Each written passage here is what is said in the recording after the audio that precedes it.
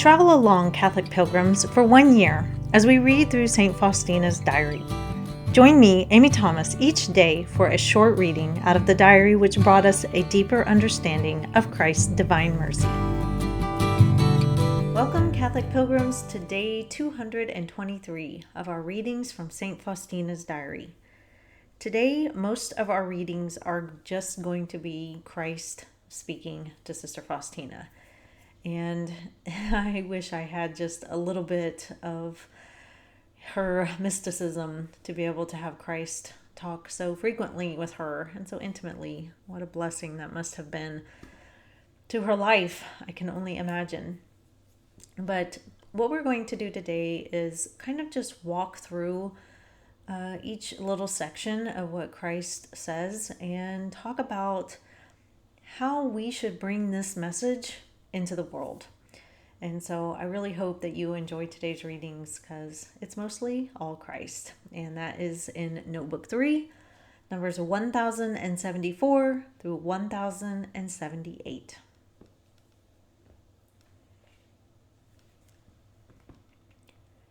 When I went for adoration, I heard these words. My beloved daughter, write down these words that today my heart has rested in this convent, the Krakow house. Tell the world about my mercy and my love. The flames of mercy are burning me. I desire to pour them out upon human souls.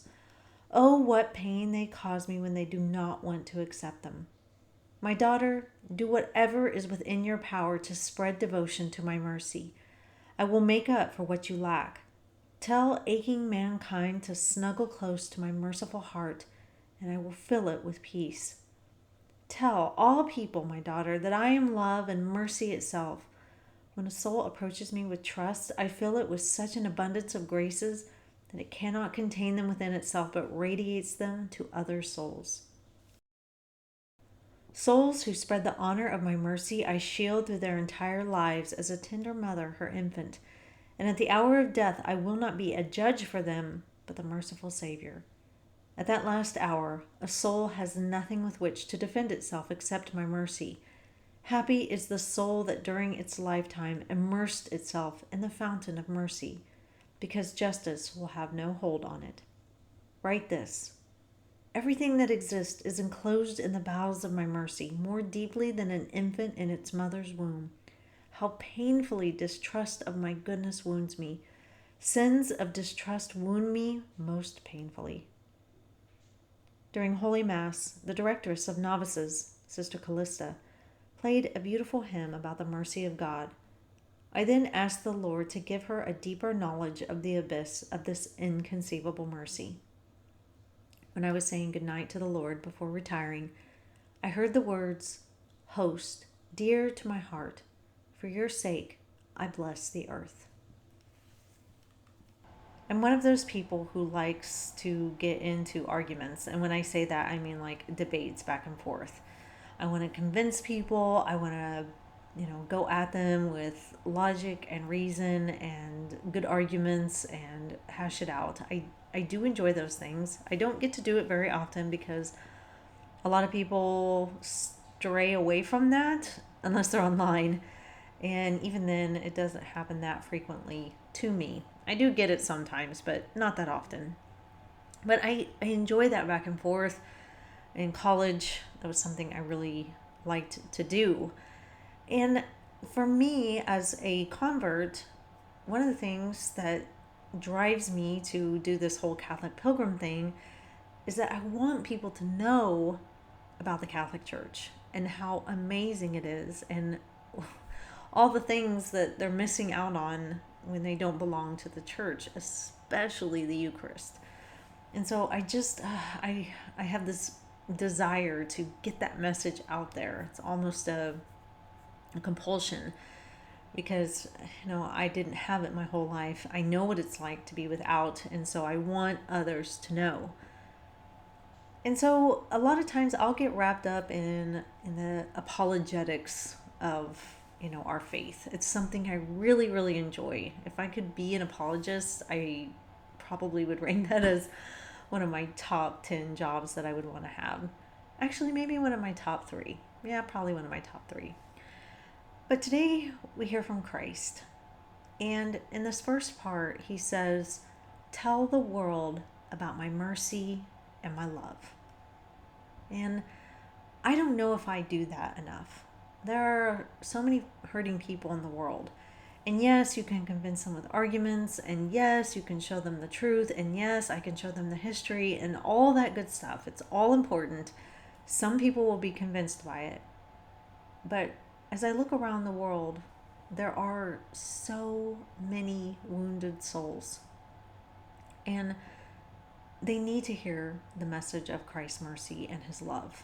Love and mercy. And people are so hungry for it that I can't help that this is something that we're lacking on. And I know a lot of people give Pope Francis a bad rap, but he definitely is a pope who wants to talk about mercy and love.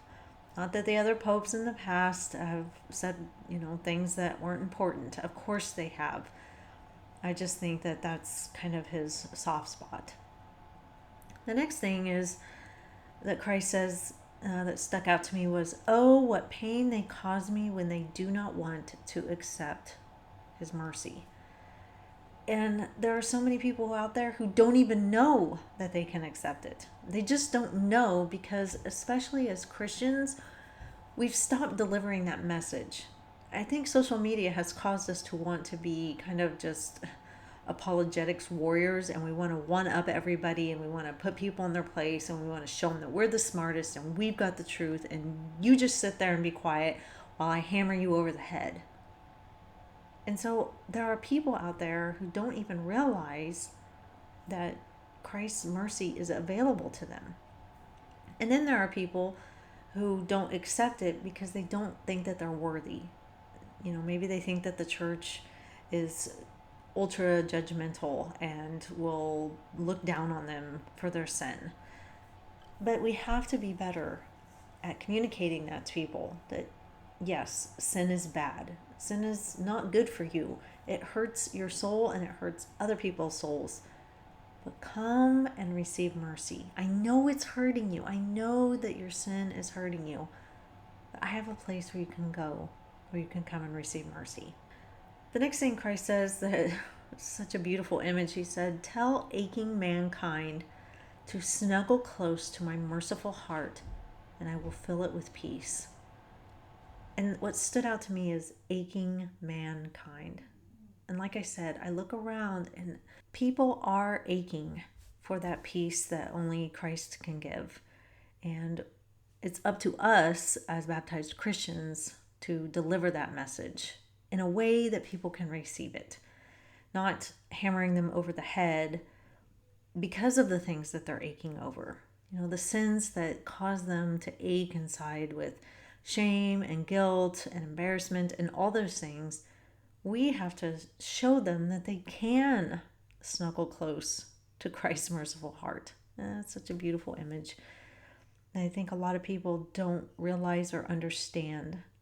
So often with atheists, they present God as just this narcissistic, wildly judgmental, angry God, sky God, as they like to say.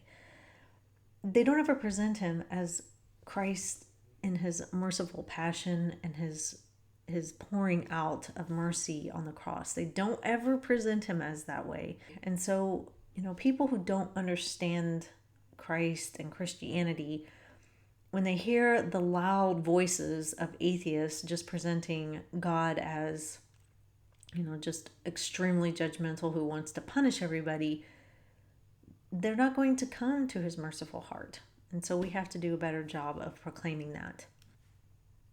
Then Christ goes on to say, "When a soul approaches me with trust, I fill it with such an abundance of graces that it cannot contain them within itself, but radiates them to other souls." A heart that has been cleansed of its sin, that feels the mercy and love of God, does get filled up with grace. It does. And you feel so good inside that you want to go spread it to other people. And when we spread it to other people, they spread it to other people. And that's how true healing occurs, is when we are full of grace, when we have been washed in mercy and covered with God's blessings and graces. And we go as healthy people out to bless other people. We help them heal. We bring them to Christ, and the same thing happens. And it's a beautiful domino effect. We've often heard the saying that hurt people hurt people. And that's so true. If people are hurting, they're going to hurt other people. It's just the way it works. And so if we're healthy people, we're going to help other people become healthy. And leading them to Christ is one of the best ways to do that. The best way to do that. So get the message out there. That is your calling for today. Well, that's your calling for your whole life, because you are probably a baptized Christian. So that is all for today, Catholic Pilgrims. I will see you back here for day 224. And until then, live the faith boldly and travel well.